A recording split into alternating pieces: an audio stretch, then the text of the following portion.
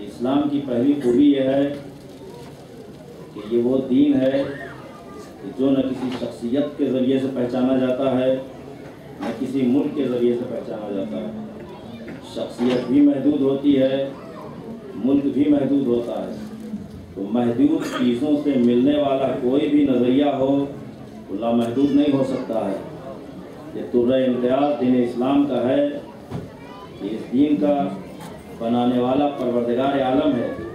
जब ज़ात इलाही महदूद नहीं है तो दीन इस्लाम कैसे महदूद हो सकता है।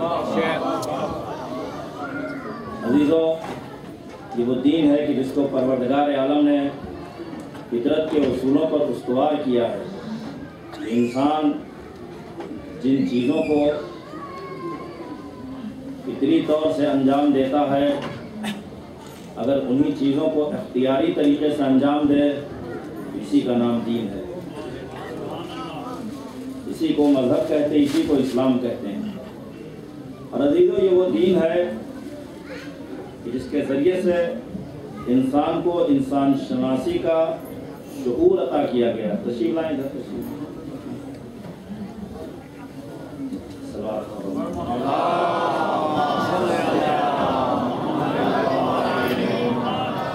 इंसान शनासी का शऊर अता किया गया है और इंसान को ये बताया गया है कि इंसान अशरफ मखलूक़ात है। ये वो है कि जिसके सर पर खुदावंद करीम ने ताज शराफत व करामत रखा है। तो कमाल इंसानी ये है कि जब वो किसी की इबादत करे तो ये ज़रूर देखे कि जिसकी हम इबादत कर रहे हैं वो उससे पस्त है या उससे बुलंद है। अगर हम पस्त शय की इबादत कर रहे हैं तो इसे इबादत नहीं ज़लालत कहेंगे, और अगर बुलंद शय के सामने सर को झुका रहे हैं तो इसे इबादत कहेंगे। अजीज़ों, यही उसूल है कमाल इंसानी का। सबसे बड़ा शरफ है इंसानी शहादत कहलाता है। अगर हम बुलंद शय के लिए अपनी जान को देंगे तो ये शहादत है, अगर पस्त के लिए जान को देंगे तो ये हलाकत है। इन मसाइल को हमें पेश नज़र रखना है। ये उसूल न कोई मजहब आपको बता सकता है, न कोई दीन आपको बता सकता है, न कोई नज़रिया आपको बता सकता है।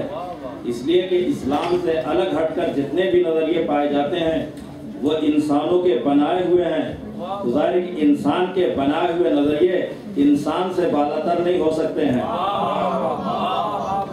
और जब इंसान से बालातर नहीं हो सकते हैं तो जाहिर है कि अगर उस नज़रिए के तहत जो कुछ भी वो करेगा तो अपने से कमतर के लिए करेगा, बरतर के लिए नहीं करेगा। इसलिए पत्थर के सामने सर को झुकाना मना किया गया, दरिया के सामने सर को झुकाना मना किया गया, सूरज और चांद के सामने सर को झुकाना मना किया गया। और यही कमाल तालीमात मोहम्मद व आले मोहम्मद अलैहिस्सलातु वस्सलाम है।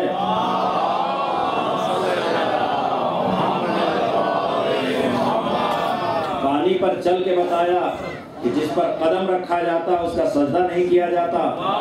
अंग्रेजों को उठाकर बताया कि जो खुद किसी का कलमा पढ़ते हैं उनका कलमा नहीं पढ़ा जा सकता। चांद को दो टुकड़े करके बताया कि जो दो हो जाए वो वाहिद नहीं हो सकता। सूरज को पलटा कर बताया जो किसी का ताबे हो उसकी इत्तबा नहीं की जा सकती है। और खुद सजदा करके बताया कि जो खुद सजदा करे वो अब्द हो सकता है, माबूद नहीं।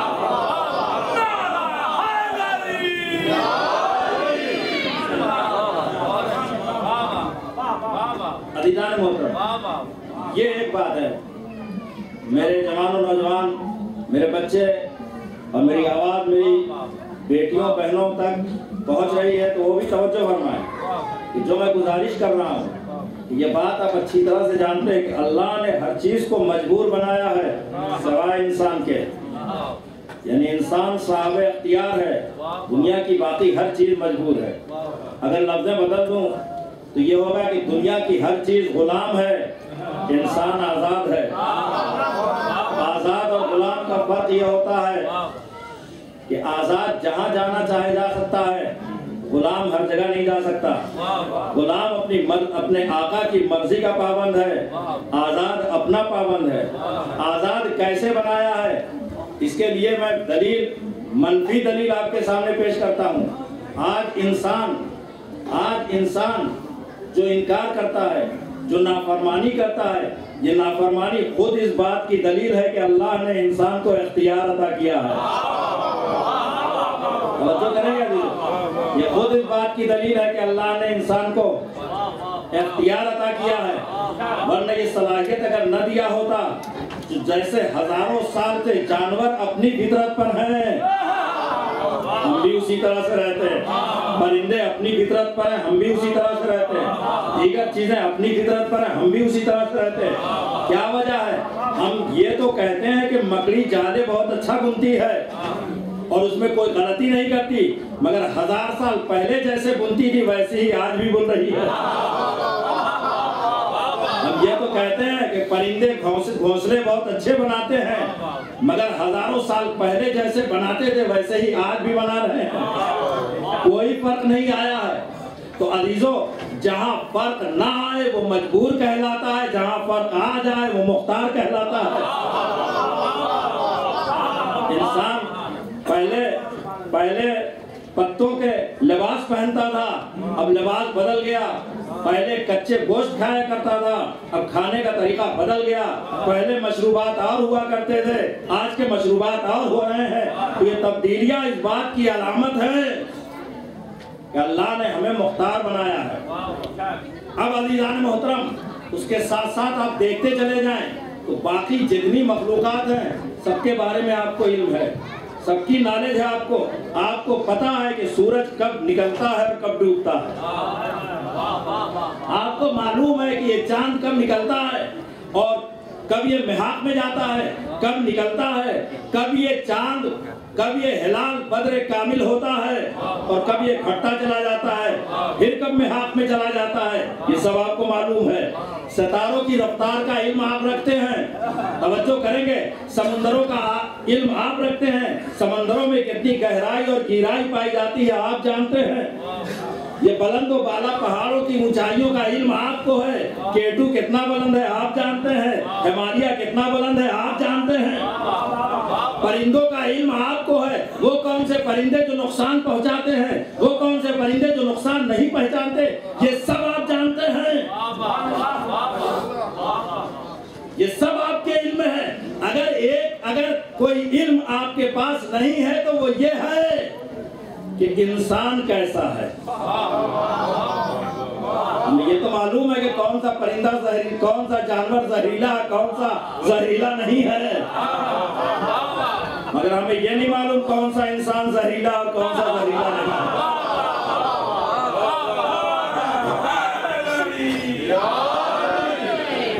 तो करेंगे उसका इल्म तो हमें है।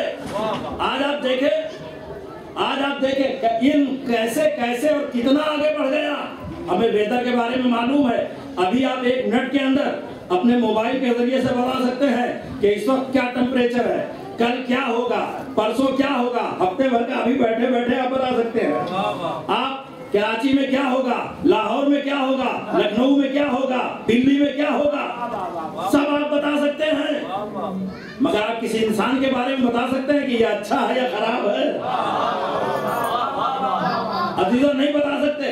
तो अब आप ये बताएं कि जिसके बारे में सब मालूम है उसकी क्या हिदायत होगी? तो हिदायत तो उसकी होनी चाहिए जिसके बारे में कुछ नहीं मालूम है। हिदायत उसकी होनी चाहिए।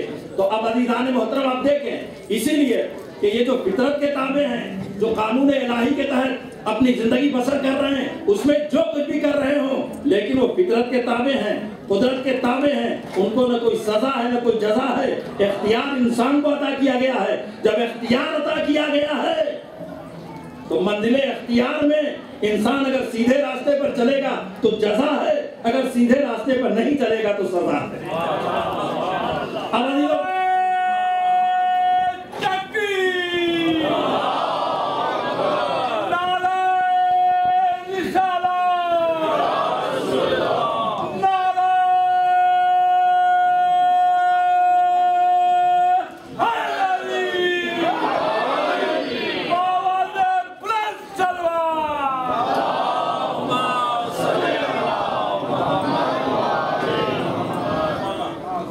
पूरी कायनात जितनी भी चीजें पाई जाती हैं सब अल्लाह ने इंसान के लिए बनाई है।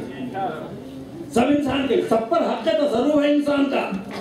और इंसान को इसलिए बनाया है ताकि साहबाने किरदार से हिदायत ले। अल्लाह ने मोहतरम ये सब कुछ इंसान के लिए। अच्छाइयाँ करता है तो इंसान करता है, बुराइयाँ करता है तो इंसान करता है, अभी जो रिफाही काम करता है तो इंसान करता है, चोरियां करता है तो इंसान करता है, यतीम खाने बनाता है तो इंसान बनाता है, यतीमों को परेशान करता है तो इंसान करता है, मस्जिदें बनाता है तो इंसान बनाता है, मस्जिदें ज़रार बनाता है तो इंसान बनाता है।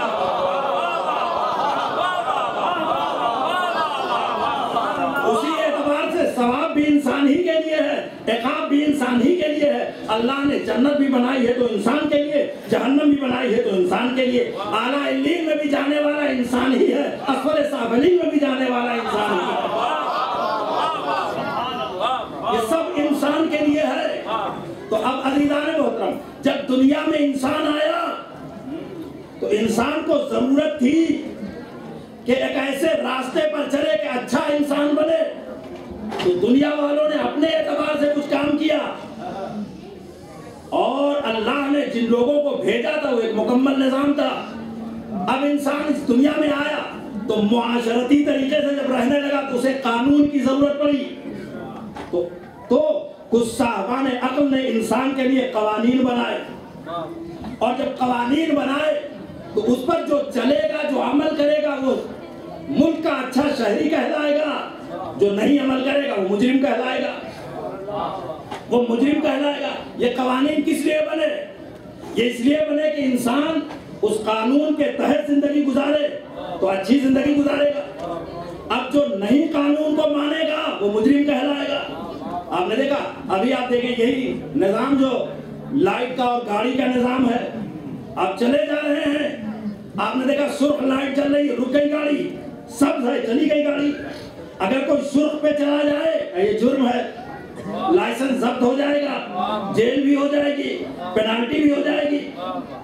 तो आप इस बात को आप जानते हैं, मगर कोई ऐसा इंसान है जो इसे मानता ही ना हो, चला जाए, ज़ाहिर को मुजरिम कहलाएगा।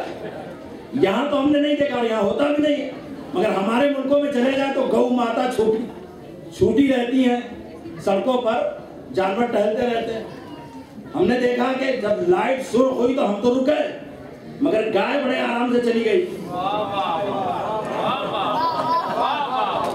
मैंने कहा एक आदमी और वहां से गुजरा सुर्ख लाइट में, उसे पुलिस वाले ने पकड़ लिया, मगर उसे जाता हुआ देखा किसी ने नहीं पकड़ा। मैंने पलट कर पूछा उस बेचारे को क्यों पकड़ लिया, इसको क्यों न पकड़ा? कहा इसलिए कि वो इंसान है और ये जानवर है। अब इस उसूल को आप पहचान ले कि कानून तोड़ने वाले वो हुआ करते हैं जो या मुजरिम होते हैं या जानवर होते हैं,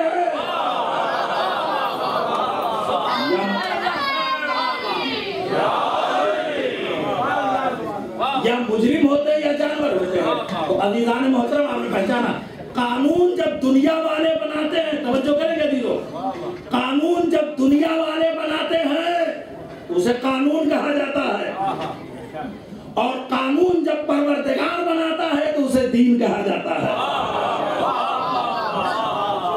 तवज्जो करेंगे। अब दोनों में फर्क क्या है?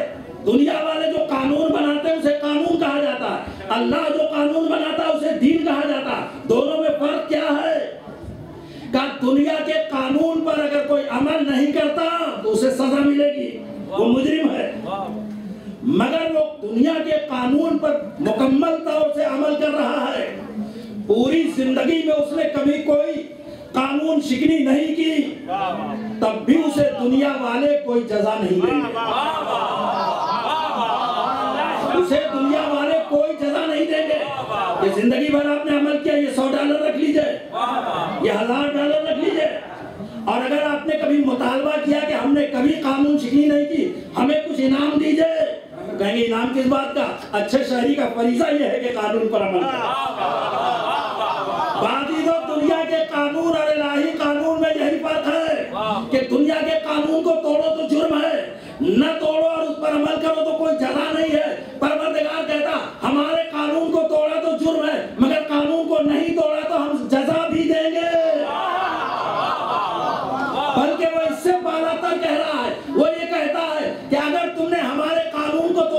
तो मुमकिन है माफ कर देंगे, मगर तुमने हमारे कानून पर अमल किया तो हम जजा में इजाफा करते चले जाएंगे।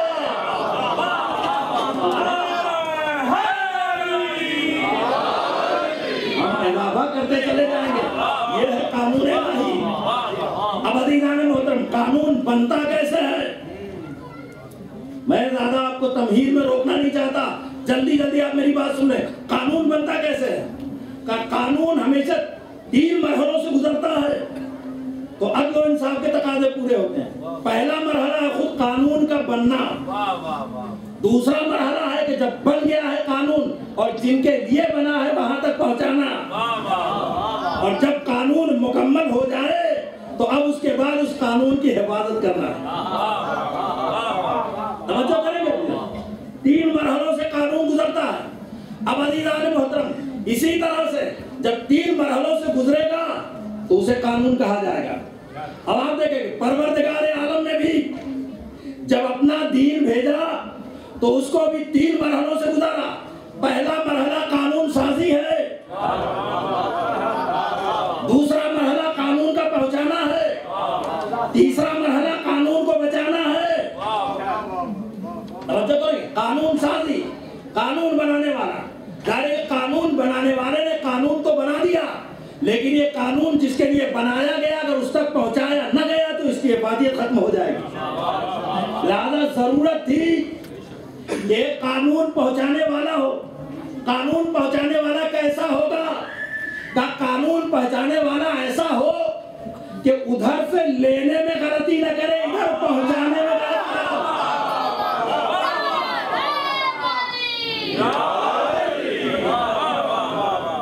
जो करेंगे, उधर से लेने में गलती न करे, इधर से पहुंचाने में गलती न करे।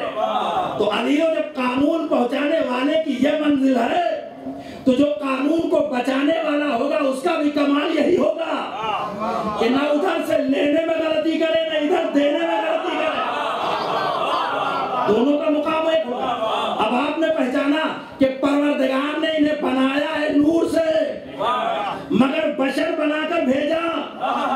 अजीजों, बशर को नूर नहीं बनाया, नूर को बशर बनाया। तो पहले नूर बनाया फिर बशर बनाकर भेजा।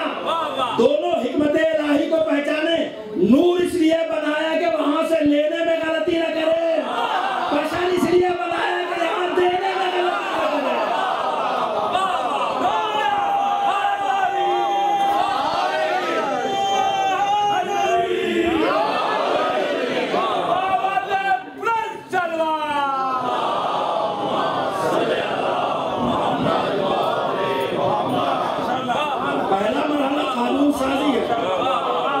दूसरा मरहला कानून का पहुंचाना है।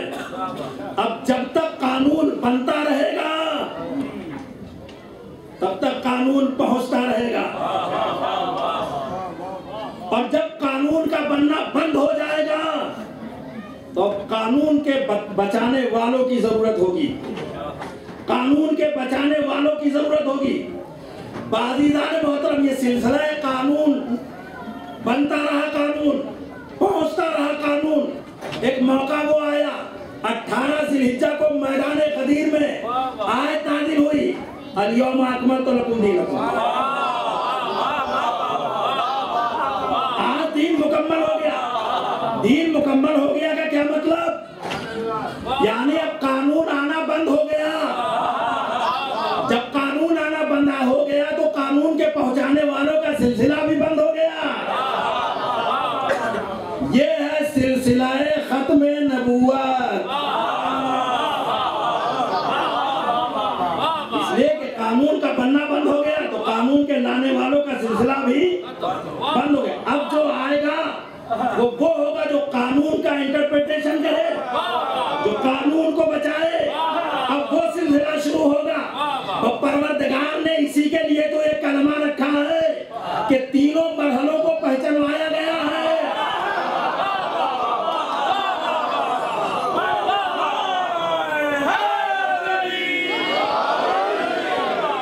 तीनों मरहलों को पहचानवाया गया है। जो कानून का बनाने वाला है उसके लिए कहा गया ला इलाहा इल्लल्लाह।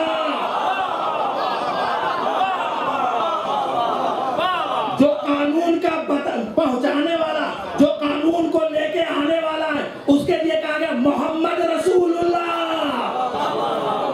और जो कानून का बचाने वाला उसके लिए कहा अली।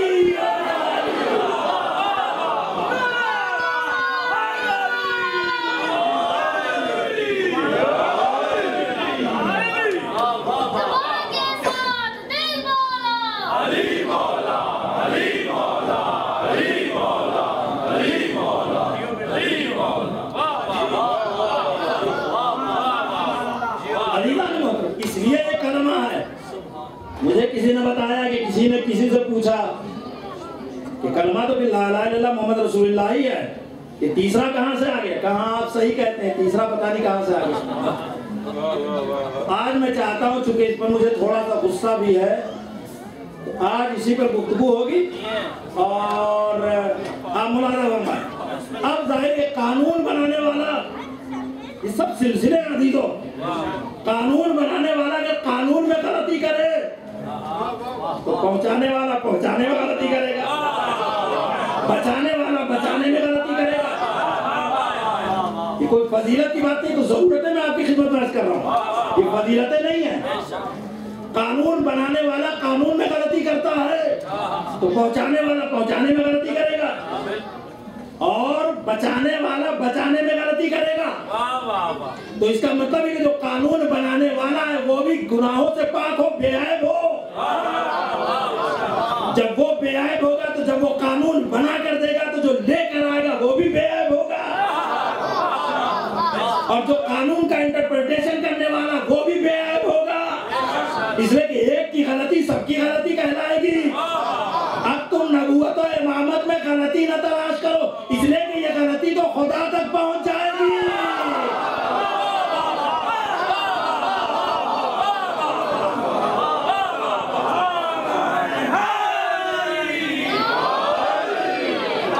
ये सिलसिला वहां तक पहुंच जाएगा। अब अज़ीज़ान मोहतरम, जो लोग कहते हैं पैगंबर ने गलती, माज़अल्लाह, मसला पैगंबर की गलती का नहीं है, मसला हमारी आक़िबत का है। हम यही नहीं समझे अभी तक। पैगंबर की गलती की बात नहीं है, माज़अल्लाह, हमारी आक़िबत की बात है कि खुदा न खास्ता एक मामूली सी खता भी, मामूली सी 0.0 की खता भी अगर हो जाए तो बहुत बड़ा मसला है। मैं आपकी खिदमत में अर्ज़ करूं, अभी हमारे जवाद शिराजी साहब ने कहा कि सूप बना हुआ पी लीजिए, मैं मजलिस के बाद पीऊंगा। और अज़ीज़ान मोहतरम, उन्होंने ऐलान कर दिया, बड़ा जबरदस्त सूप तैयार किया गया और सारी कवी चीजें उसके अंदर डाल दी गई कि उसको सारे कुश्ते उसमें डाल दिए गए हैं कि उसको एक बार कोई पी ले तो 18 वर्ष का हो जाएगा। बस बड़ी तारीफ, यहाँ से वहां तक चर्चे हैं। और उन्होंने हर जगह ऐलान कर दिया, रेडियो पर उन्होंने ऐलान किया, टीवी पर उन्होंने ऐलान किया, अखबार में उन्होंने दे दिया। अब जो पढ़ता है तो भागा हुआ मोहम्मदिया सेंटर में चला आता है, आज 18 वर्ष का बनना है। वादा करें। और एक बार उन्होंने तैयार करके रख दिया कि चूंकि सर्दी भी पड़ रही है, लिहाजा हो सकता है हर आदमी 2-2 गिलास पिए, तो अगर 200 आदमी आते हैं तो 400 गिलास उन्होंने तैयार कर दिया। ये लोग अब सब इंतजार कर रहे हैं मजलिस खत्म हो, सूप पिए, बल्कि मजलिस में भी दिल नहीं लग रहा, पता नहीं कब खत्म करेंगे और कब सूप पिया जाए। अल्लाह अल्लाह करके मजलिस खत्म हुई। अब जैसे ही मजमा बड़ा सूप पीने के लिए, उनका एक ऐलान भी समाज कर ले कि ये जो 400 गिलास रखे हुए, इसमें एक गिलास वो है कि जिसमें जहर पड़ा हुआ है।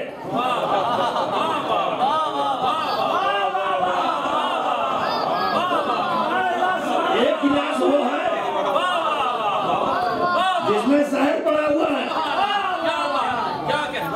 ये पता नहीं है कि किसमें पड़ा है। अब वो लोगों से इसरार करे, भाई पियो, क्या मरना है? हम हम मजलिस सुनने आए हैं, आप हमें मारे डाल रहे हैं। मरना है हमें। बाजीदान मोहतरम, कोई पीने के लिए तैयार नहीं और बार बार वो इसरार करते, भाई एक में पड़ा, पता नहीं वो कौन सा गिलास है, पी लीजिए। का जब तक ये न पता चले किसमें पड़ा है, सब जहरीला है।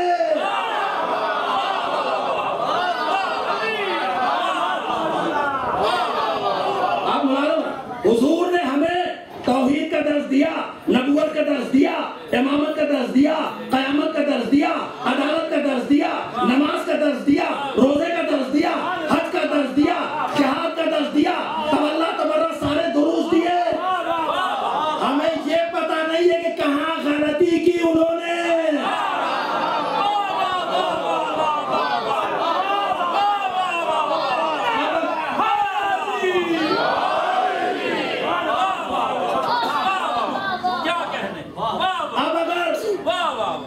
कहीं कोई खुदा न खास्ता अलियाज़ु बिल्लाह मामूली सी गलती मान ले, सब गलत है। कौन दीन को मानेगा? तो अजीजों, अब ये नबी की हमारी जरूरत ये है कि हम नबी को मासूम और बेखता माने।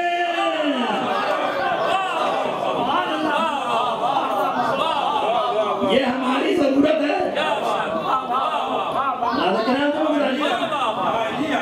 और आप देखें ये इंसान कैसा इंसान है। मेरा ये शिकवा किसी और से नहीं है, शिकवा तो कलमा गोयों से है। एक इंसान छोटी सी दुकान खोलता है, सोचता अपना कोई हेल्पर रख लें, हमारी मदद करेगा। 10 आदमी पूछता है जिस आदमी को हमने रखा है ये अच्छा है, चोर तो नहीं है, बदमाश तो नहीं है, खयानतकार तो नहीं है, बेईमान तो नहीं है, 2 पैसे का बिजनेस करते हैं, तो जो हेल्पर रखते हैं तलाश करते हैं कहीं से मासूम मिल जाए तो ज्यादा अच्छा है।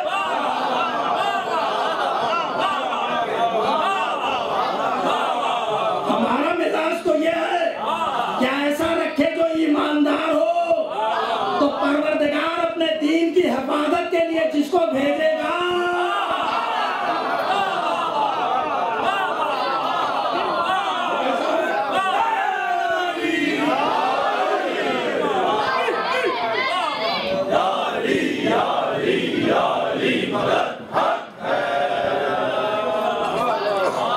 कैसा भेजेगा। तो अब ये है, अब पैगंबर आए कानून इलाही को लेकर, और उसके बाद जब कानून मुकम्मल हो गया तो वो सिलसिला शुरू हुआ, तहफ़्फ़ुज़ दीन का सिलसिला, कानून को बचाने का सिलसिला। तो ये वो कानून के लाने वाले, ये कानून के बचाने वाले। तो खुद कानून क्या है?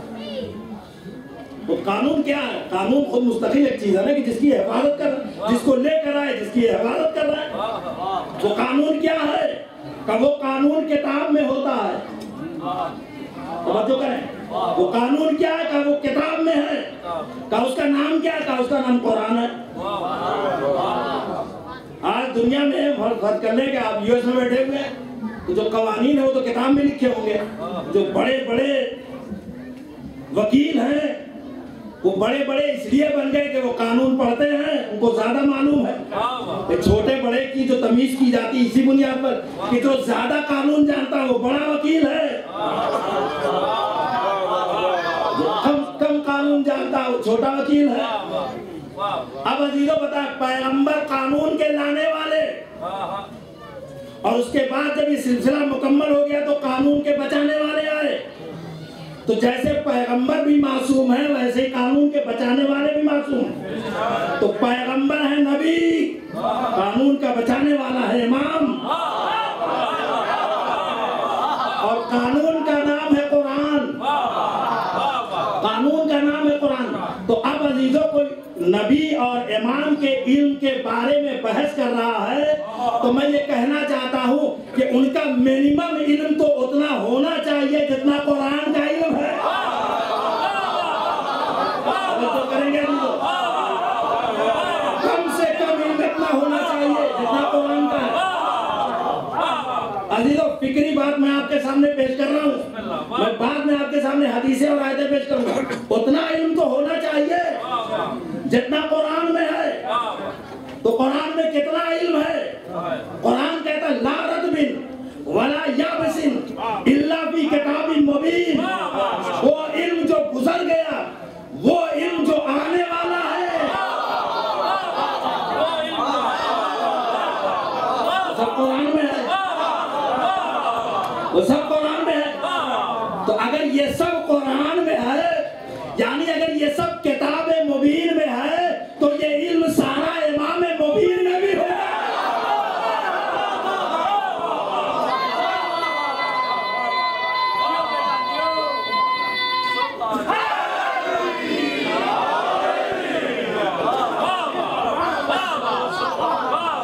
कितना ही नापंदाना लगा। ला रतबिन वला याबसिन, एक किताब में एक ही मौजू तो होता है। उर्दू की आप पोएट्री की किताब उठा ले, सिर्फ नज्म होगी। प्रोज की किताब उठा ले, सिर्फ नस्र होगी। साइंस की किताब उठा ले, साइंस के जितने शोबे हैं, एक एक सब्जेक्ट की किताब होगी। कुरान का दावा तो ये है कि ला रतबिन, कोई ऐसा खुश्क नहीं है, कोई तर नहीं है, कोई ऐसा इल्म नहीं है जो गुजर चुका, कोई ऐसा इल्म नहीं है जो आने वाला है। अभी तो मैंने कहीं पढ़ा था, बहुत पहले की बात है, ज़माने तालिब इल्मी की बात, मैं आपकी खिदमत में करूं। मैंने पढ़ा था कि यहाँ पर जो लाइब्रेरी ऑफ कांग्रेस है वाशिंगटन डीसी में, इनका ये दावा है कि दुनिया की कोई ऐसी किताब नहीं है जो प्रेस से छपी हो और हमारे पास ना हो। बहुत बड़ा दावा है, तो मामूली दावा नहीं। कोई ऐसी किताब नहीं है जो छपी हो और हमारे यहाँ ना आए। अगर मैं इसे मान भी लूं तो ये तो नहीं मान सकता ना कि जो नहीं छपी है वो भी उनके पास है।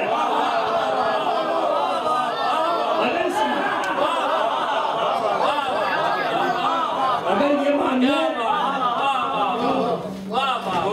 तो जिस तरह तो कुरान किताब नहीं है, वो तो एक लाइब्रेरी है, लेकिन सारा ही उसके अंदर है, तो ये भी एक लाइब्रेरी है।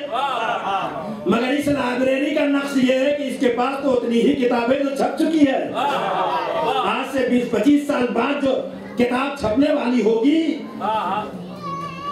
वो तो उसके अंदर नहीं है। तो जाहिर है कि उसका दावा कितना महदूद है।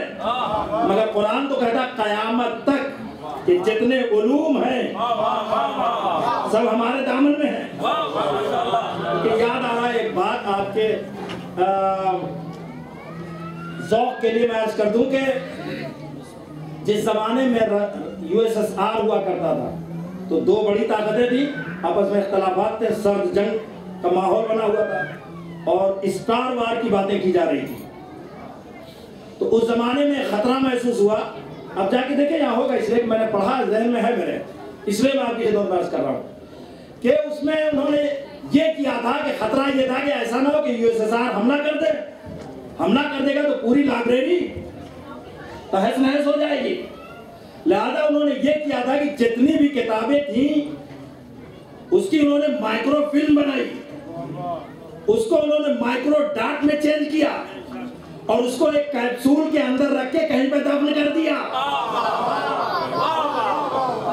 दफन कर दिया। अभी तो आज ये बात पता चली कि अगर इल्म को समेट दो तो डांट बन जाता है।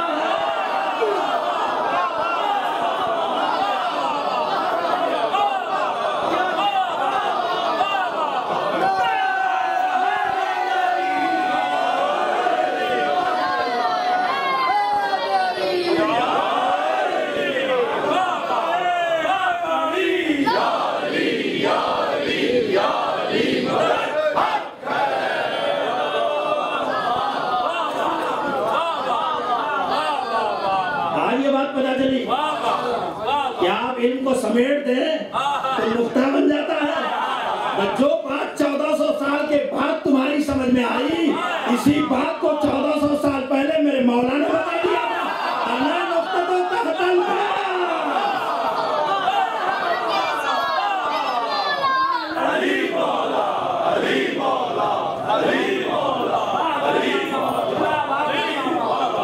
समझे अली को? कुरान को समेट दो तो अली बन जाए, अली को फैला दो तो कुरान बन जाए। ये है मेरे मौला की जात।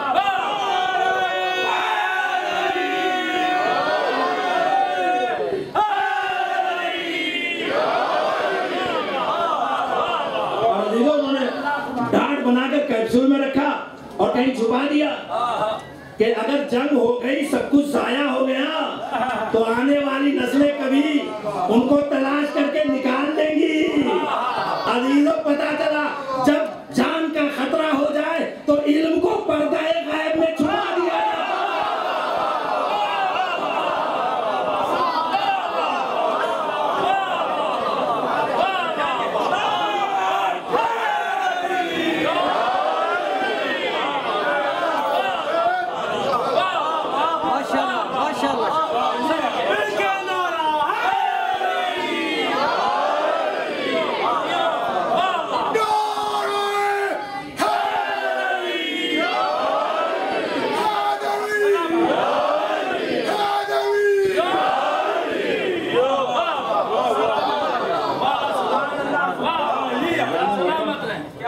तो पहचाने वो काम तो मिनिमम इल्म होना का कितना होना चाहिए, मिनिमम की बात कर रहा हूँ, मैक्सिमम की कोई बात नहीं है,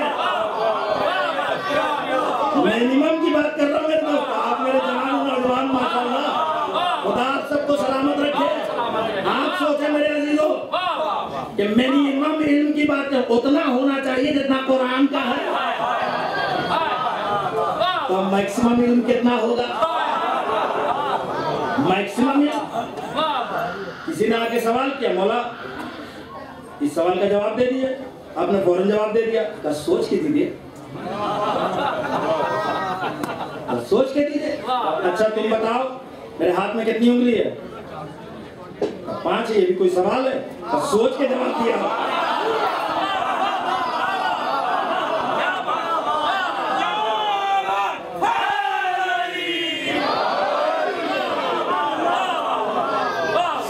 सोच के जवाब दिया होता।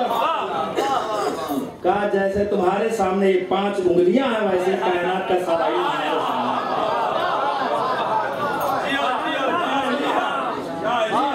और अज़ीज़ान, इसी बुनियाद पर मेरे पैगंबर ने कहा अना मदीनतुल इल्म, ये इस्तिलाह दुनिया के किसी अदब में है ही नहीं, खुदा की कसम, दुनिया के किसी अदब में ये इस्तिलाह है ही नहीं कि मैं इल्म का शहर हूँ। जो इस्तिलाह है मैं आपकी खिदमत में अर्ज़ करूँ, इल्म का चराग कहा गया है, इल्म का समंदर कहा गया है, इल्म का दरिया कहा गया है, इल्म का शम्स कहा गया है, इल्म का सूरज कहा गया है। ये शम्सुल उलमा है, ये कमरुल उलमा है, ये बदरुल उलमा है। मगर इल्म का शहर सिर्फ पैगंबर से वाबस्ता है, और पैगंबर जो गुफ्तगू कर रहे हैं अपनी मर्जी से नहीं कर रहे हैं। यही तो कमाल है। पैगंबर इस्लाम वमा यंतक़ु अनिल हवा, इंसान या बोलता है या करता है, करने के लिए हाथ चाहिए, बोलने के लिए ज़बान चाहिए। ये बात हमारे अकीदे की हमें समझना चाहिए कि पैगंबर को अल्लाह ने न बोलने का हक दिया है, न करने का हक दिया है। पैगंबर आप कंकड़ी भी हटा नहीं सकते जब तक हुक्म खुदा न हो। पैगंबर आप बैत नहीं कर रहे बल्कि खुदा बैत कर रहा है। पैगंबर आप नहीं बोल रहे, खुदा बोल रहा है। अजीजों, कुरान को अगर काफी कहते हैं तो इसी को मान लो। पैगंबर ने यही तो बताया, न ज़बान से बोलने का इख्तियार परवरदिगार ने हमें दिया, न हाथ से कुछ करने का इख्तियार दिया। अब अगर मैं ज़बान से कहूँ मन कुन तो मौला हूँ, फ़खादा अली करूँ तो समझो खुदा कर रहा है।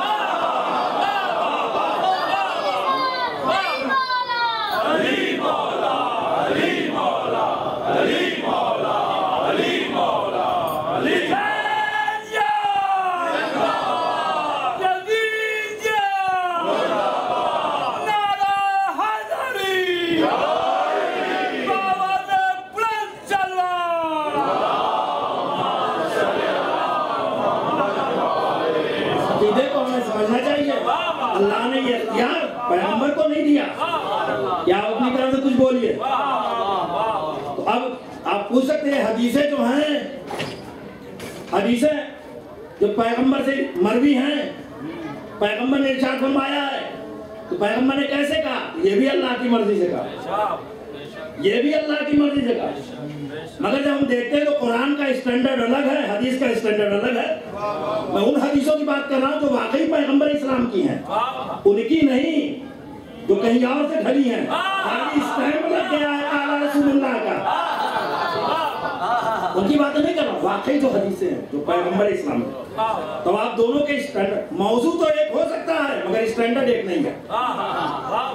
मौजू एक है कि जो कुरान, पैगंबर ने भी कहा हमारी हदीसों को कुरान से मिलाओ, अगर मुताबिक कुरान है तो ले लो, ना हो तो दीवार पे दे मारो। तो मौजू तो मिल सकता है मगर स्टैंडर्ड, माबूद ऐसा क्या है जब दोनों तेरे ही जुमले हैं, कुरान भी तूने बराह रास्त और हदीस भी तूने ही पैगंबर से कहा बयान करने को, ये फर्क क्या हो गया? कितना अमीन है ये पैगंबर, जबान एक है, इसी जबान पर आयते कुरानी भी नकल हो रही है, इसी जबान से हदीस पैगंबर भी नकल हो रही है, मगर इतना अमीन है पैगंबर कि ये कहता है ये आयते कुरानी है, ये हदीस है। कितना ईमानदार है पैगंबर। और अब स्टैंडर्ड मुलाजा करें, उसका स्टैंडर्ड अलग है, इसका स्टैंडर्ड अलग है, तो स्टैंडर्ड में फर्क क्यों आ गया जब दोनों कलाम में खुदा है? स्टैंडर्ड में कोई फर्क है? अजीजों बात कुल इतनी है कि मुखातिब जब किसी को मुखातब करता है, बोलने वाला जब किसी से खिताब करता है तो उसका मेयार देखता है।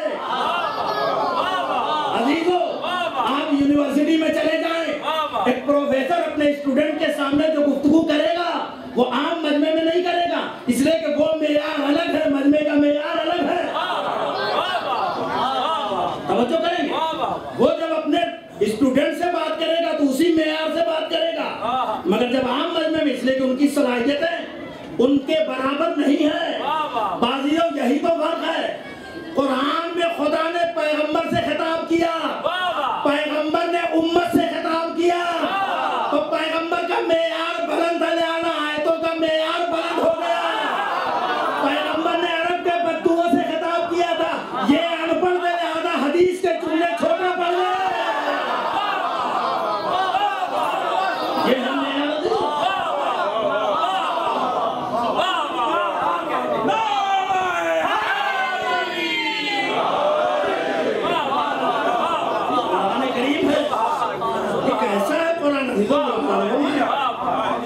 कुरान कैसा है? मैंने अर्ज किया लौ अंज़लना हाज़ल कुरान अला जबलिन लरअयतहु खाशियन मुतसद्दियन मिन खशियतिल्लाह, पहाड़ पर अगर नाज़िल कर दिया जाता तो रेजा रेजा हो जाता।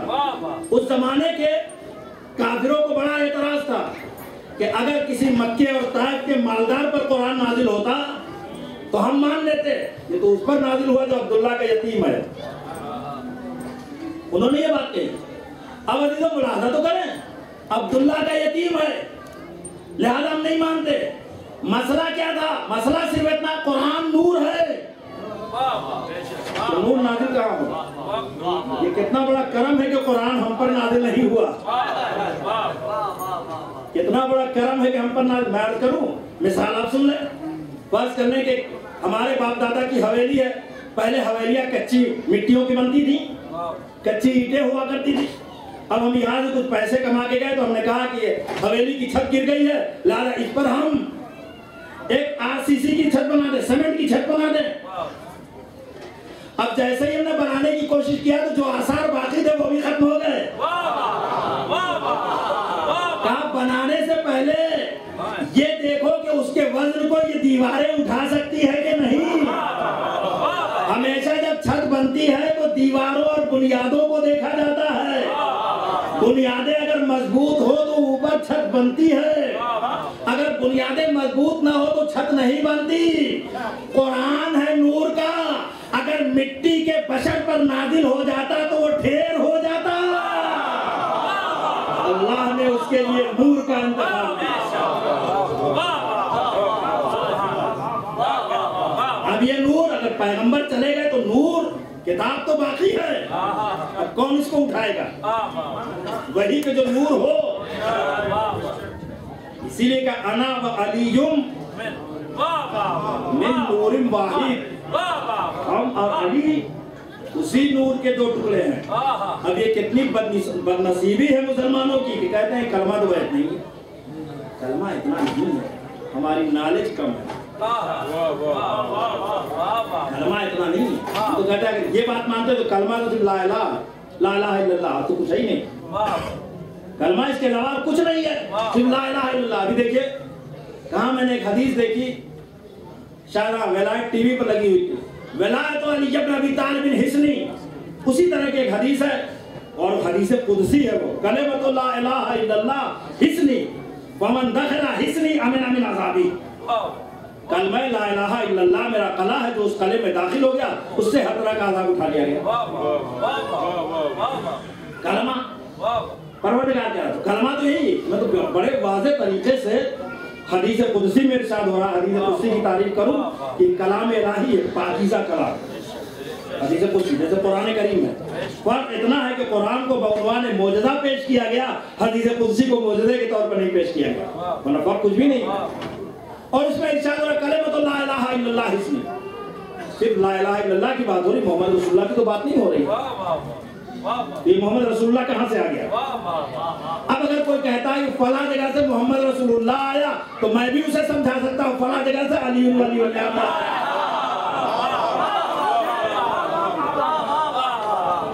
कलिमतु ला इलाहा इल्लल्लाह हिस्नी, कलमा ला इलाहा इल्लल्लाह मेरा कला है, वमन दखला हिस्नी अमिन अमिन अज़ाबी, जो उसमें दाखिल हो गया अज़ाब से बच गया। तो ये कब तक कला है यही बताया जा रहा। और आप देखें मौलाना कि हदीस, ये हदीस कुदसी इनकार नहीं कर सकते, और जो हदीस पैगंबर मैं आपकी खिदमत में अर्ज कर रहा हूँ उससे भी आप इनकार नहीं कर सकते, इसलिए कि हदीस सही है। ये वो हदीस सही है जो गलत किताबों में भी बउनवान सही लिखी हुई है।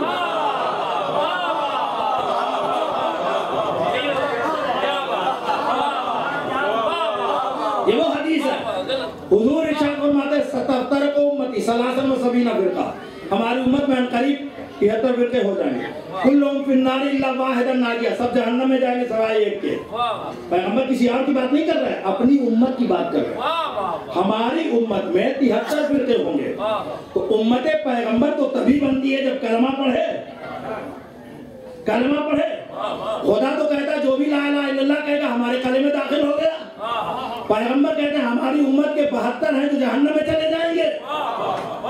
और हमारी परेशानी और हमारी दुश्वारी और हमारी मुश्किल ये है कि न तो हम उसका इनकार कर सकते न इसका इनकार कर सकते, हम तो बीच में रह गए। हम करें तो क्या करें? बाजीजों जब मुश्किलें पड़ती हैं तो मुश्किल कुछ याद आता, मुश्किलों सामने से हट जाओ वरना मुश्किल कुछ ऐसे कहता हूँ।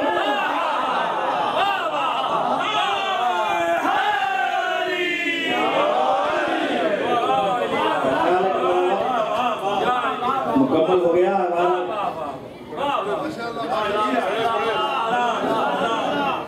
अयान मोहतरम, इस मुकाम पर लाके मैंने आपको खड़ा किया, यकीनन आप सोच रहे होंगे कि इसके बाद क्या होगा, मगर मैं वो बात आपको क्यों बताऊं कि इसके बाद क्या होगा। मैं आपको ये बताना चाह रहा हूं कि अब इसके बाद क्या होगा। और उसके बाद ये होगा कि देखिए सेंटर है, सेंटर कभी इस तरह से नहीं चलता है, उसके लिए बहरहाल ज़रूरतें होती हैं, माली ज़रूरत बहुत ज़्यादा होती है।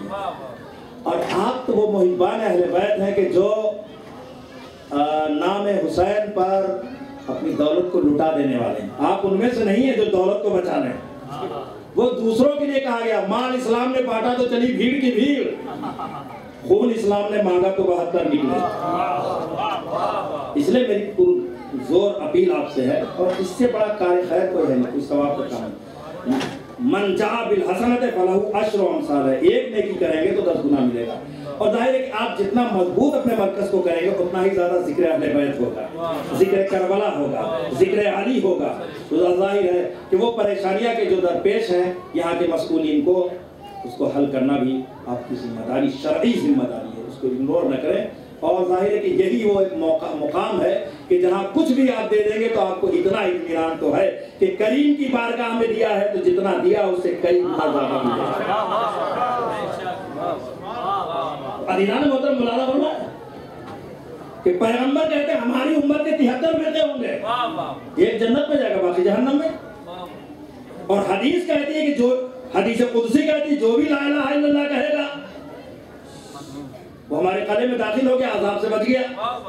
तो हम दोनों को सही मानते हैं, ऐसा तो नहीं कि इसको सही माने उसको गलत माने, दोनों सही अपनी जगह पर। अब करें तो क्या करें? अब यहाँ परेशानी है कि हर फिरके ने इस हदीस को नकल किया है और सबकी कोशिश ये है कि हम अपने वाले को ले जाएं जहन्नम तक। और कोई जगह नहीं है।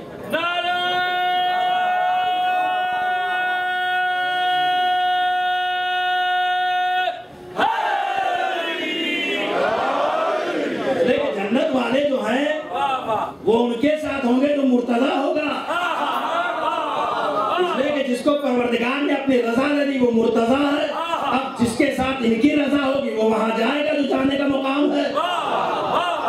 तो अभी तो ये मुश्किल हमारी जब मुश्किल पड़ती है तो यकीनन मुश्किल कुशाया है। अब मैं आपकी खिदमत अर्ज करूं, बहुत जल्दी से इख्तिसार के साथ अर्ज करूं, आप मेरी बात को जल्दी जल्दी सुन लें कि बाजार नैशापुर में 8वें इमाम की सवारी गुजर रही है। फलक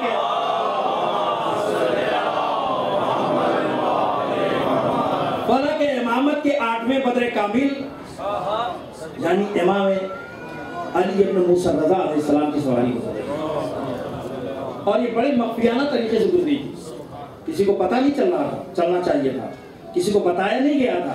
लेकिन इसे क्या कहा जाए कि मशा में इमामत की खुशबू जब फैली है तो परवाना इमामत दूर दूर से सिमट कर आने लगा।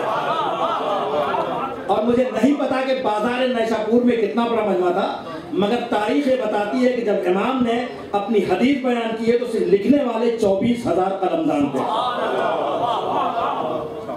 24,000 कलमदान थे।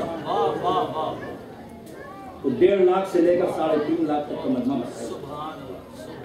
और जब सवारी गुजरी तो महफिल के अंदर थे इमाम, किसी ने इमाम का चेहरा नहीं देखा था, मगर वही चाहने वालों को खुशबू इमामत महसूस हो।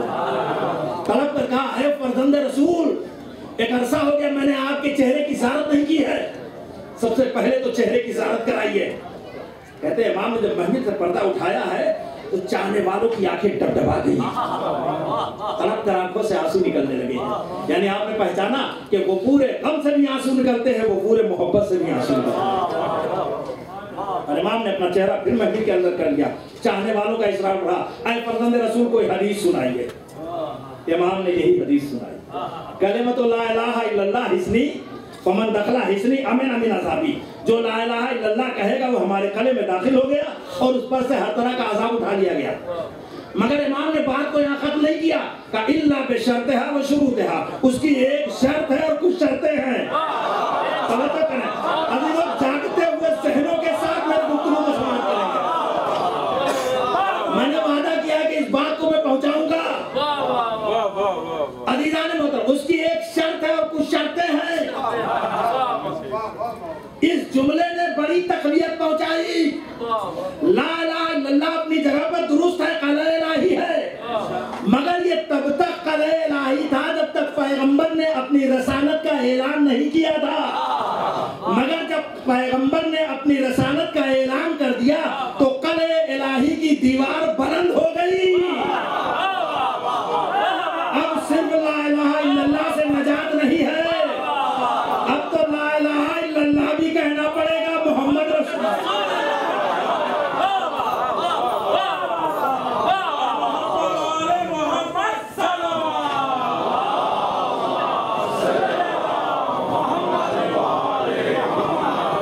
अब उस जमाने में जो थे जो रसूल को नहीं मानते थे मगर खुदा को मानते थे, मैं उनसे कहना चाहता हूं अगर नजात चाहते हो तो ऐलान रसालत से पहले मर जाओ,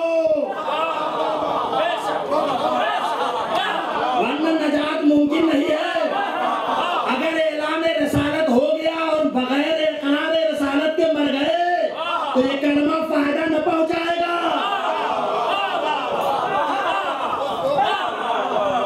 और अजीजों यही बात मैं उसके बाद भी कहना चाहता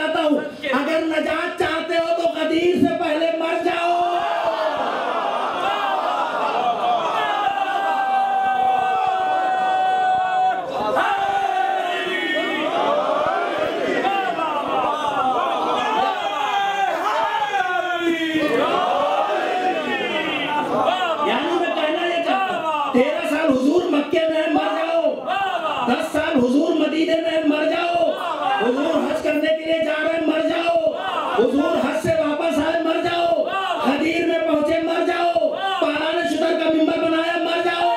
अली को लेकर मिंबर पर गए, मर जाओ। मगर ऐलान के बाद मरे तो नजात नहीं है।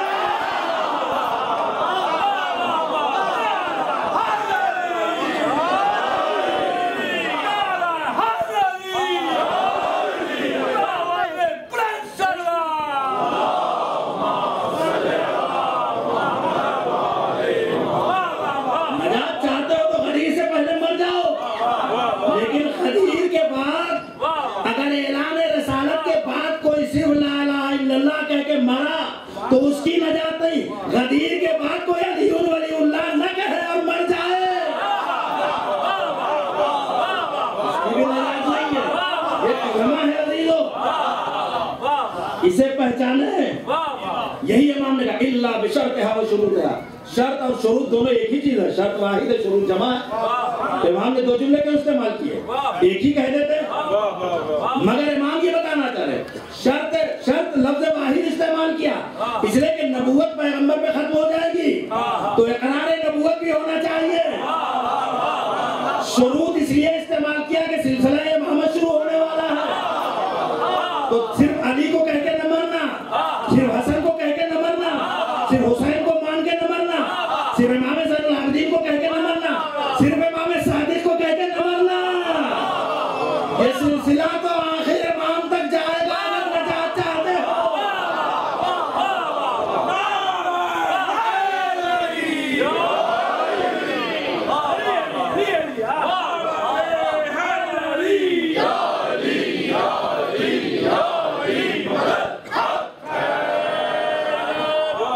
इल्ला बिशर्तिहा व शुरूतिहा, एक शर्त है, कुछ शर्तें हैं।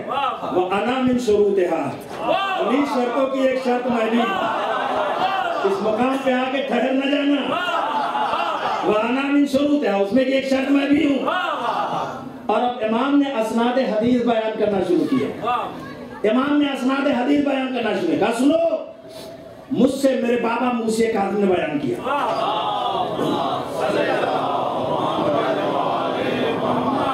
मुझसे मेरे बाबा मूसा काज़िम ने बयान किया, उनसे उनके बाबा इमाम सादिक ने बयान किया, उनसे उनके बाबा इमाम बाक़िर ने बयान किया, उनसे उनके बाबा इमाम सज्जाद ने बयान किया, उनसे उनके बाबा इमाम हुसैन ने बयान किया, उनसे उनके भाई इमाम हसन ने बयान किया, उनसे उनके बाबा अली ने बयान किया, उनसे उनके भाई सरकार रसालत ने बयान किया। उनके पास जिब्राइल लेकर आए, जिब्राइल लौहे महफूज से लेकर आए, लौहे महफूज पर कलम ने सब किया, कलम मशीयते परवरदिगार से चला। असनाद हदीस बयान कर रहे हैं इमाम। इस हदीस को हदीस सिलसिलतुल ज़हब कहते हैं, सोने की कड़ियों में पुरोई हुई हदीस। हदीस सिलसिलतुल ज़हब इसे कहते हैं। बयान करने वाले जितने भी हैं सब मासूम हैं, सब इमाम हैं, सब मनसबदार हैं, हदीसों बयान करने वाले ही हैं। अब मैं आपके सामने एक जुमला बयान करना चाहता हूँ कि मुसलमानों के बहुत बड़े इमाम हैं जिनको इमाम हम्बल कहते हैं, अपनी मुस्नद में कहते हैं। इस हदीस को बयान करने वाले जो अफराद हैं जिनके नाम हैं, अगर उनमें से किसी का भी नाम लेकर किसी दीवाने पर फूंक दिया जाए तो उसकी दीवानगी दूर हो जाएगी।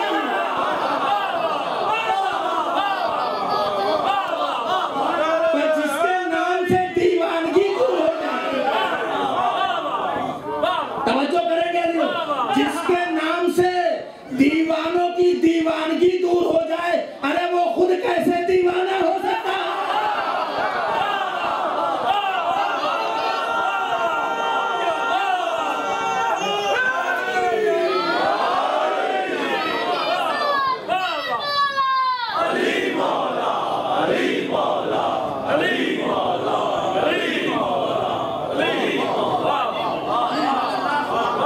अपने कुल पर भी हिज़्या का तसव्वुर तौबा। कुछ आपका बीमार नजर आता है। अजीरान मोहतरम, आपने पहचान, ये है शान मौला। और मैंने आपके सामने कौले मौला भी नकल किया, कौले इमाम अली और रजा भी नकल किया। अजीजों, ये कैसे मुमकिन हो सकता है कि अगर अली और उनके फर्जंद का ये कमाल है तो छोटे अली और 6 माह के अली का कमाल ना हो। बाब याद आपके दिल भरे हुए हैं। आज 6 मुहर्रम हो गई है, जुलजना भी निकलने वाला, ताबूत भी निकलने वाला है। खुदा की कसम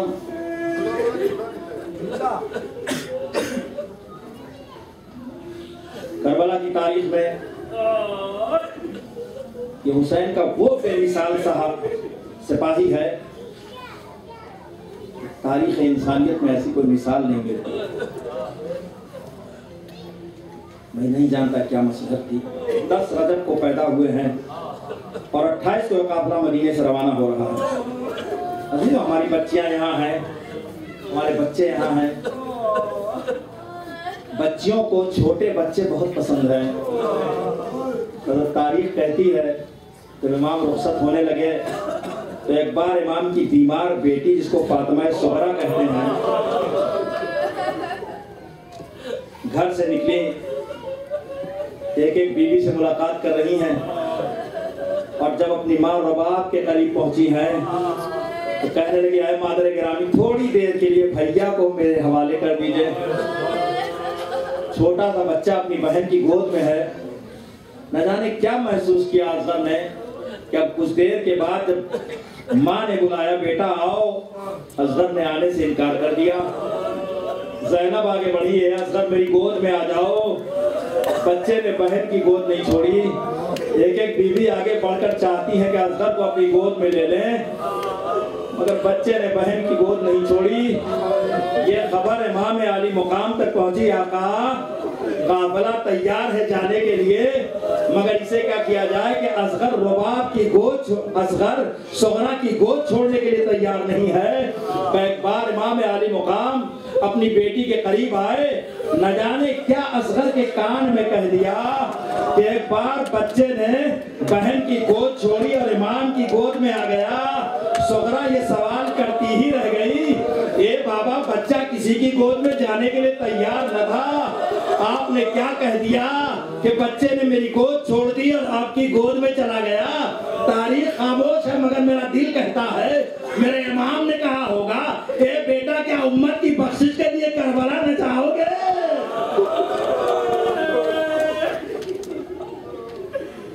जज़ाकुमुल्लाहु खैरा। करबला मुअल्ला में यह काफिला पहुंचा। दूसरी मुहर्रम को वारिदे करबला, 7वीं मुहर्रम से पानी बंद हो जाता है। ये जो पानी बंद होने की बात की जा रही है, ये मुकम्मल कहते आपकी बात की जा रही, वरना पानी तो तारीखें बताती है 4 मुहर्रम ही से कम हो गया था। ये तो सिर्फ बच्चों को दिया जाता था, बड़े तो बहुत कम पानी को गुजर करते थे, लेकिन जब 7 आई है तो मुकम्मल कहते आप है। अब आप सोचे कि 6 महीने के बच्चे का क्या आलम रहा होगा। कुर्बानियों का दिन आता है, आशूर मुहर्रम आती है और आशूर मुहर्रम कुर्बानियों का सिलसिला शुरू होता है। हुसैन के सारे साथी और सहाबी अपनी जान को पेश कर चुके। आयशा की बारी आई, औलाद जाफर, औलाद अकील, औलाद मुस्लिम, औलाद अब्बास अपनी कुर्बानियां पेश कर चुके। औलाद हसन की बारी आई और अजीजों औलाद हसन ने अपनी कुर्बानी पेश की। तारीख कहती है कि जनाब अब्बास ने भी अपने बाजू पेश कर दिए। हुसैन के दिल के टुकड़ों की बारी आई। अली अकबर भी मख्तल में गए और वहां से आवाज आई, या अबता अलैका मिन्नी सलाम, ए बाबा मेरा सलाम कबूल कीजिए। अरबाब अता अब कोई नहीं है, तन्हा मेरा मौला है। और मेरा मौला एक बार मैदान की तरफ जाता है और जाने के बाद अश्किया से सवाल करता, बताओ तुम मुझे क्यों कत्ल करना चाहते हो? मैंने दीन पैगंबर को बदल दिया, शरीयत पैगंबर को तब्दील कर दिया, हलाल को हराम, हराम को हलाल कर दिया।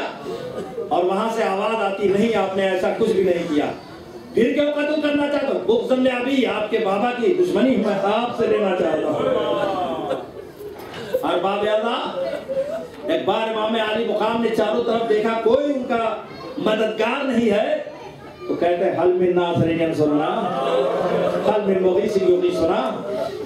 अरबाब अदा जब हुसैन की आवाज पर किसी ने लब्बैक नहीं कहा तो हुसैन ने अपने चाहने वालों की तरफ खिताब किया, या अबताल सफा या फुरसान अल हैजा मानी उनादीकुम वला तुजीबूनी। मेरे शेरों, मेरे कासियों, मेरे सुरमाओ, हुसैन तुम्हें बुला रहा हूं, उसकी आवाज पर लब्बैक नहीं कहते। फिर इमाम कहते हैं, अरे तुम कैसे लब्बैक कह सकते हो, तुम्हारा तो रिश्ता हयात मुनक़ता हो चुका है। बार बार बेअज़ा एक बार मेरे मौला ने सुना खैमे से रोने की आवाज आ रही है। इमाम खैमे में वापस आते हैं, ये माजाई अभी तो हुसैन जिंदा है, रोने की आवाज क्यों आ रही है? ए भैया, आपने जब सदाए इस्तिगासा बुलंद किया तो असगर ने खुद को झूले से गिरा दिया कि अल्लाह दे दो। मैं असगर का मकसद समझ गया। एक बार रुबाब से असगर को लिया, लेकर चले, गर्मी की तपिश की बिना पर अबा का साया कर लिया तो लश्कर ये समझा कि हुसैन सुलह के लिए आ रहे हैं। किसी ने कहा हुसैन कुरान लेकर आ रहे हैं। अजीजों, कुरान तो नहीं मगर कुरान का सूरा जरूर था जिसको लेकर जा रहे हैं। पलंदी पर पहुंचे और पलंदी पर पहुंचने के बाद एक बार अबा का दामन हटाया और कहा, है कौम में जवाकार, अगर तुम्हारे सामने नाकिस में मैं गुनाहगार हूं तो बच्चे ने कोई खता न की है, एक कतरा पानी पिला दो। हाँ, इसकी माँ का दूध भी खुश्क हो चुका है, मगर कोई जवाब ना आया। तो इमाम ने कहा, लो मैं चलती हुई रेती पर बच्चे को लेटा देता हूँ, आकर पानी पिला दो। कोई पानी पिलाने का रवादार ना हुआ। इमाम ने कहा, मेरे लाल, तुम तो हुज्जते खुदा के बेटे हो, अपनी हुज्जत तो तमाम करो।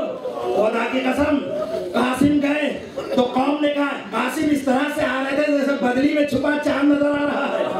अकबर जब गए तो कौम ने कहा, क्या रे अकबर तो इस तरह से थे कि जैसे चांद को कहर लग गया हो।